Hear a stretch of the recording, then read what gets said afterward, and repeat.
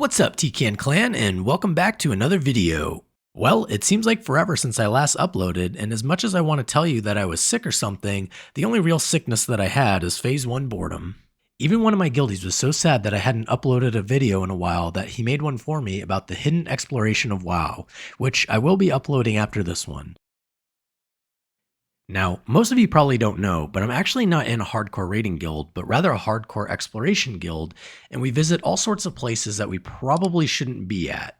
So make sure to check out the video that Dunker put together for me.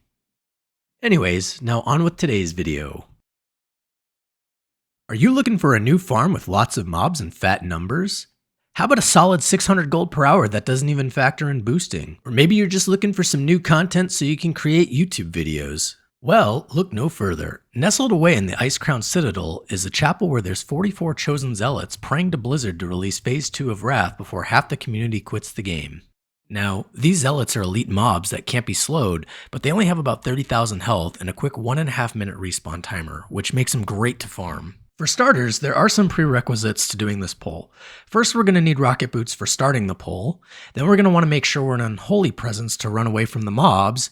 And then we also want to make sure we're spec'd into Howling Blast and Improved Death and Decay. I'll also leave a link in the description for the rest of my talents and glyphs. We're going to start by praying at the altar, and then once we've done that, we're going to pull the mobs on the left with our Death and Decay, and then we're going to go ahead and run to the right and pull those mobs with Howling Blast. Now, the thing about these mobs is they're actually all chained together, so by doing this, you'll get a text message which distracts you, causing you to rocket boot into the side of a pew. Since we really just got lucky and avoided certain death, we're now going to start doing a big circle around the cathedral. To kill the mobs, all we need to do is cast Howling Blast and Death and Decay on cooldown, and this should take about 2.5 minutes to kill them.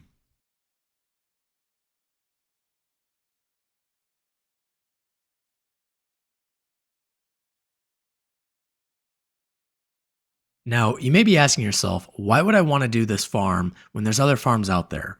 Well, there's a couple of reasons. The first is obviously gold. Each one of these mobs drop around 30 silver, which equates to about 10 to 12 gold for the pack. They also drop around 1 to 2 greens per pull, as well as about a stack of Frostweave, which is currently being sold for 15G a stack on the auction house. So for about 4 minutes of work, that's a pretty good amount of gold, which equates to about 600 gold per hour. This leads me into the second reason, which is boosting.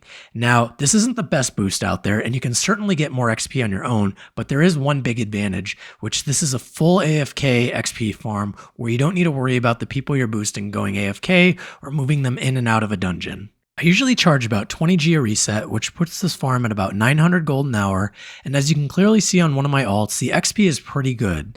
Also, another tip is if you have an extra account, you can actually place a level 1 in the group, which lowers the group level so you'll get more XP on your boosty.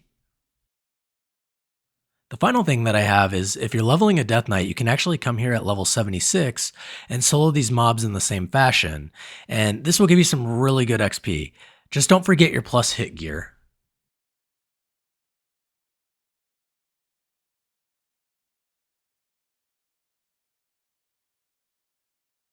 Once the mobs get to about 20%, they really slow down in speed, which lets you maneuver them into your Death and Decay more efficiently so we can kill them.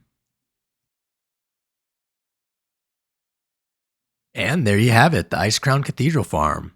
So I've been having a lot of fun with this one, and I hope you guys enjoy it too, and I will catch y'all in the next one.